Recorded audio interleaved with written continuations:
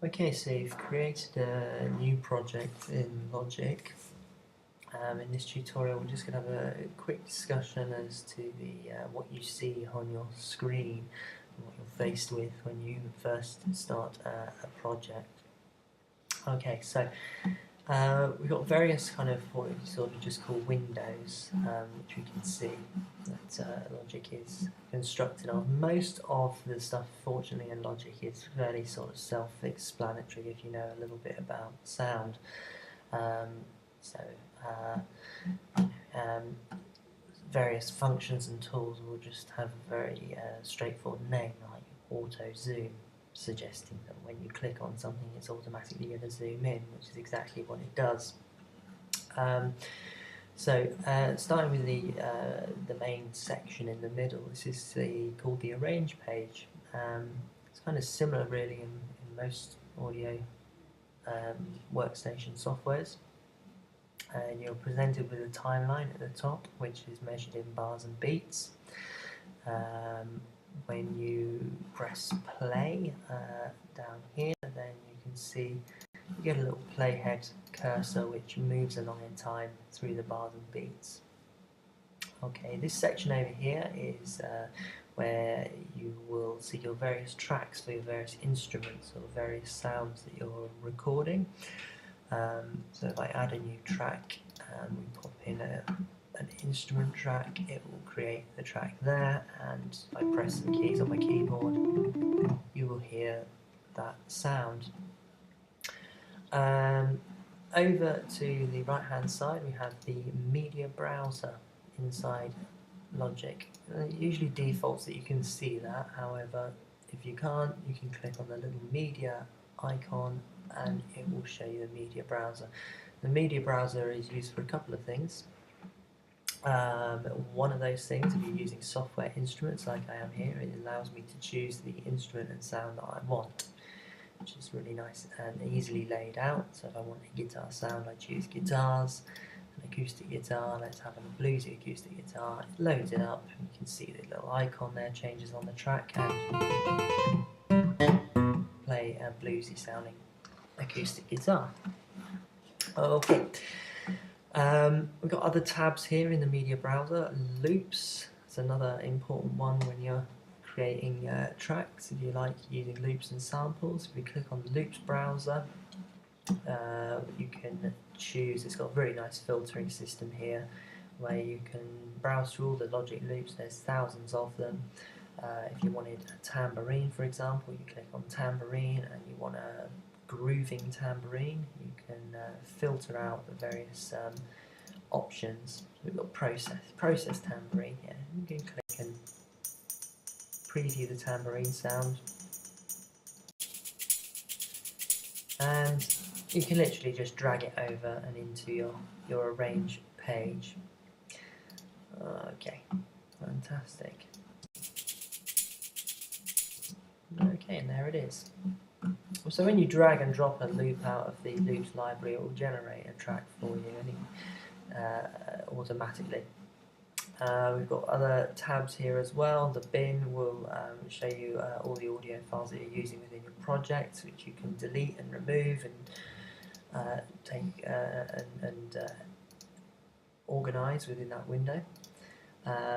You have a browser window as well, which is really useful for browsing the whole computer. If you've lost an audio file or you want to track a various certain audio file within your computer system, you can choose where you want to perform that search, and you can type in the audio file that you're looking for. So in this case, I don't have an audio file called that, but there we go. If I did, it would appear there, and I could then very quickly drag it through into my project. Okay, so that's the media browser. Down the bottom here we have the transport bar. Transport bar will appear on pretty much every digital audio workstation. It's your basic kind of controls, your play, stop, fast forward, rewind. Those things are hopefully fairly obvious, pause and record options. Down here we get a lot of display information about where the playhead currently is at, so we get a readout of the exact simply sort of position, if you like, the bars and the beats, and the exact time in seconds, and frames as well. And we have tempo of the track as well, which is 120 beats, defaults to 120 BPM. Very easy to change. You just double click on these options and they change the values. If we wanted the song to be slightly slower, punch in a slower value. Time signature always defaults to 4/4, and the grid as well, showing divisions of 16th notes as well when you zoom in. MIDI in and out as well. If you've got a MIDI device plugged in, an external MIDI keyboard or a control surface, when you press a button, it will show you that MIDI data is going in. And again, also if you are playing some MIDI data as well, it would indicate and show you there that it's routing it out as well. It will also show you the value as well, which again is really handy in terms of composition, creating music. If you're unsure about notes on the keyboard or what's what, then as soon as you play a note, it will tell you what it is there. So I'm playing C3 on my keyboard. Okay, fantastic. Some other options that we have down here as well: low latency mode, really for if you're in the studio doing studio recording. Cycle mode, that's important. When we click that, you'll see that this turns green up here. This is the loop range or cycle range, if you like. You can alter and change that cycle range, so we can cycle around one bar, for example. And you can turn it on and off from there, or you can turn it on and off by actually clicking in the cycle range. Okay, auto punch is an option for recording. If I just pop that in there, if I put auto punch in, it does create an auto punch area. So for example, if I wanted to record on this track here, it's only going to record from bar 5 to 7, and then it's going to drop out again, and it's going to do that automatically. So if I press play,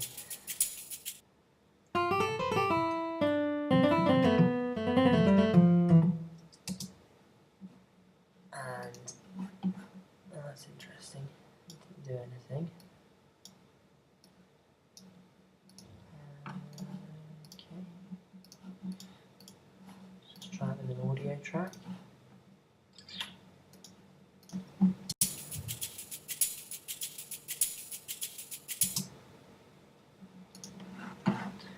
Okay, perhaps we actually have to put it in record in order for that to work. Yeah, okay. There we go. So, yeah, my mistake. So that's the auto punch function, quite useful for dropping into just certain parts and replacing certain sections of your recording. Obviously very useful in the studio. I was there thinking that it does it automatically when you press play, but it doesn't. You do still need to put it into record mode by clicking on the record icon, but it won't record anywhere else other than within that auto punch region range. Okay, so we'll just delete that audio track, we'll get rid of that. Fantastic. We have various other options down here as well. We can solo out regions by clicking on the S button. The shortcut for that is just clicking the S key on your keyboard, and we would only then hear the tambourine even if there was other stuff here. And very, very important is the click track, which obviously you will want to use when you start creating music and if you want to play along and keep in time. We've got a master volume control here as well, going out to your headphones or your speakers, and that's the transport bar at the bottom. Okay, at the bottom of the arrange page we have some tabs that take you into other windows for other editing purposes. The mixer tab will open up the mixing desk, So the different tracks that you create, I've created 2 tracks here, my tambourine and my bluesy acoustic guitar. They will appear there in the mixing desk. And the more tracks you add, obviously the bigger the mixing desk that you'll end up with. And this is just the mixing desk it's like a standard mixing desk that you'll see in most audio softwares or in a recording studio. Fader, pan controls, effects, sends and inserts. We will do another tutorial, I'll do a video tutorial on the actual mixing desk to look at it in more detail. A sample editor is advanced kind of editing functions for audio files. So when I click on my section of audios, it's called an audio region. I'm going to double click it, it'll open up the sample editor, or I can click on it and click on the sample editor window. And you can perform various functions and editing functions on audio there. When we record some MIDI through a software instrument, which I'll do now very, very quickly.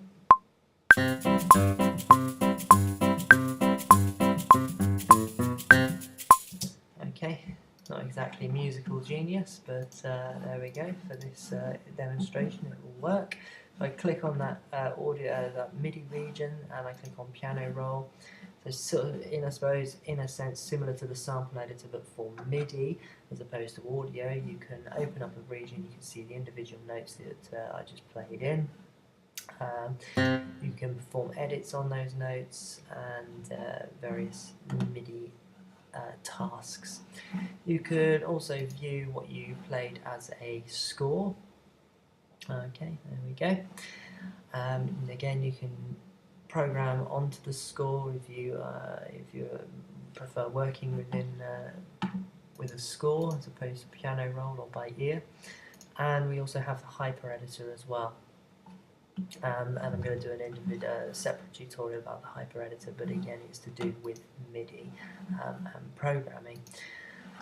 Okay, over on the left hand side we have the inspector.